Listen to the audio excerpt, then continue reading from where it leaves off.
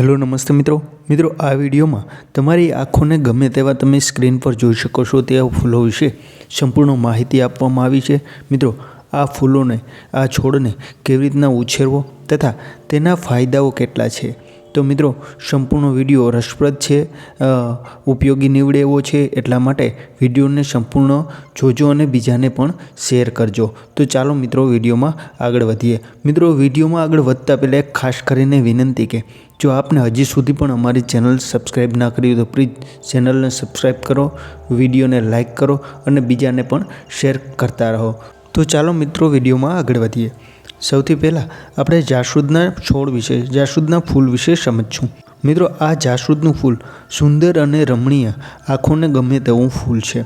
મિત્રો આ જાસૂદના છોડને તમે આસાનીથી અને આરામથી ગમે તે જગ્યાએ લગાવી શકો છો। તેની ડાળખીનું કટિંગ પણ સરળતાથી મિત્રો ઉગી શકે છે।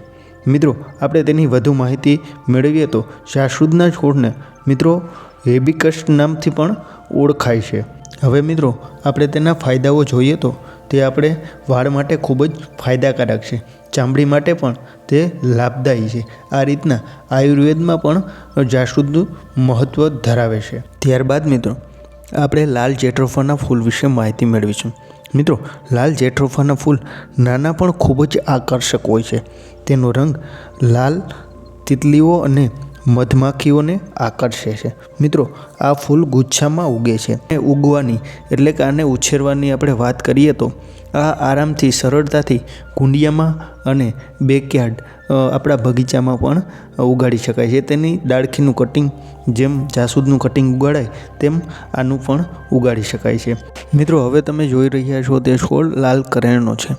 મિત્રો આ લાલ કરણ એક સદાબહાર છોડ છે। આ છોડ બગીચા, રોડ સાઈડ અને મંદિરની આસપાસ બહુ જોવા મળે છે। મિત્રો આ કરણના ફૂલ ભગવાન શિવને પણ ચડાવવામાં અર્પણ કરવામાં આવે છે। મિત્રો તેના પાંદડા લાંબા, પાતળા અને ઘાટા લીલા રંગના હોય છે। મિત્રો આ છોડનું પણ કટિંગ સારી રીતના થઈ શકે છે। મિત્રો લાલ કરણના ફૂલ ખૂબ જ આકર્ષક અને સુગંધિત હોય છે। મિત્રો આ ફૂલ જે અગાઉ જે લાલ જેટ્રોફાના ફૂલ આવે તેમજ ગુચ્છામાં આવે છે અને આ લાલ, ગુલાબી તથા સફેદ રંગમાં પણ કરણ જોવા મળતી હોય છે।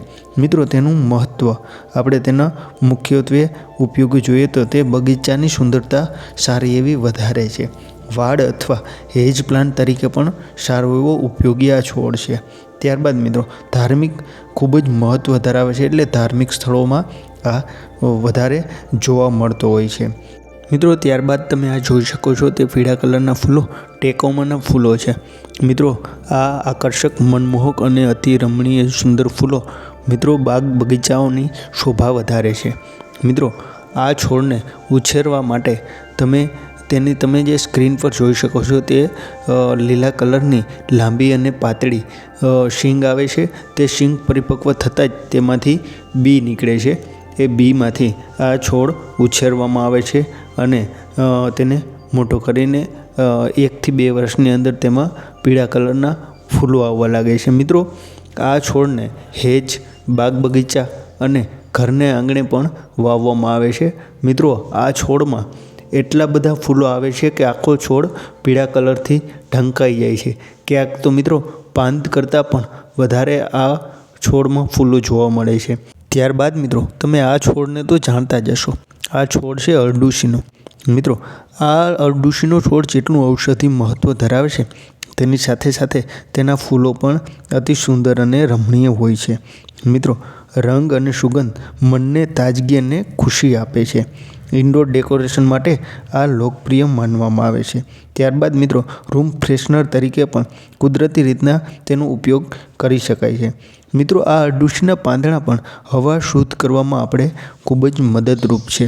મિત્રો આ અરડુસીનો છોડ ઉગાડવા માટે અરડુસીમાંથી કટિંગ કરીને તેની ડાળખી કાપીને મિત્રો તેને કુંડિયામાં અથવા તો ખુલ્લી જગ્યામાં સારી હોય માટી તે પોચી કરીને તેમાં વાવી દો તો તેમાંથી પણ તે ઉછરી જાય છે અને ઉગી નીકળે છે। તો તો મિત્રો મને આશા છે કે અમારો વિડીયો આપને પસંદ પડ્યો હશે। જો આપને આ વિડીયો પસંદ પડ્યો હોય તો વધુમાં વધુ આગળ શેર કરતા રહો। અમારી ચેનલને હજુ પણ સબસ્ક્રાઈબ ના કરી હોય તો સબસ્ક્રાઈબ કરો અને વિડીયોને પણ લાઇક કરતા રહો। ફરીથી નવા વિડીયો સાથે મળતા રહીશું મિત્રો। જય હિન્દ, જય ભારત, વંદે માતરમ।